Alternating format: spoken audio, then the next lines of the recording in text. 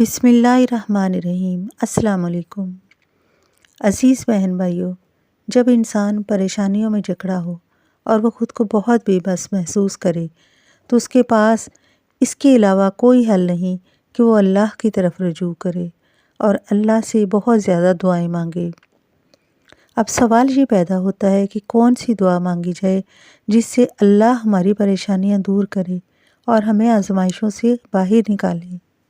اللہ سبحانہ تعالیٰ نے حضرت یونس علیہ السلام کو مچھلی کے پیٹ میں مچھلی کے ذریعے ایک دعا سکھائی جو کہ حضرت یونس علیہ السلام نے پڑھی، اور انہیں اس غار سے، اس کالی گھاٹی سے، اس مچھلی کے معدے سے نکلنے کے لیے اللہ سبحانہ تعالیٰ نے راستہ دکھایا۔ اللہ فرماتا ہے کہ اگر یونس یہ دعا نہ پڑھتا تو ہمیشہ کے لیے اس مچھلی کے پیٹ میں رہ جاتا۔ اللہ اکبر کبیرہ۔ سخت ترین حاجت میں اس دعا کا سہارا لیجئے، بے شک وہ بخشنے والا مہربان ہے۔ وہ ہماری تمام غلطیاں معاف کر کے حضرت یونس علیہ السلام کی طرح ہمیں روشنی اور اجالا دکھائے گا اور ہماری پریشانیوں کو ختم کرے گا۔ مشکل وقت میں آیت الکرسی کو پڑھنا نہایت مجرب ہے۔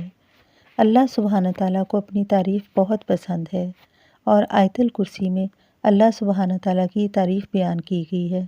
اللہ کی تعریف کریں، اس کی بڑائی بیان کریں اور اس کے آگے سر جھکا کر دعا مانگیں۔ آیت الکرسی قرآن مجید کی سب سے بڑی آیت ہے اور اس کی بہت فضیلت بیان کی گئی ہے۔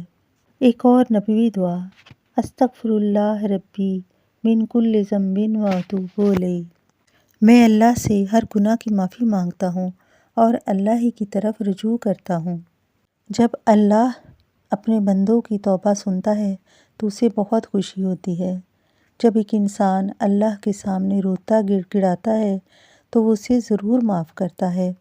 قرآن مجید میں سورۃ زمر میں اللہ سبحانہ تعالیٰ فرماتا ہے کہ اے نبی، میرے بندوں سے کہہ دیجئے کہ وہ مایوس نہ ہوں، کیونکہ اللہ تو بہت مہربان ہے، یعنی میں بخشنے والا مہربان ہوں۔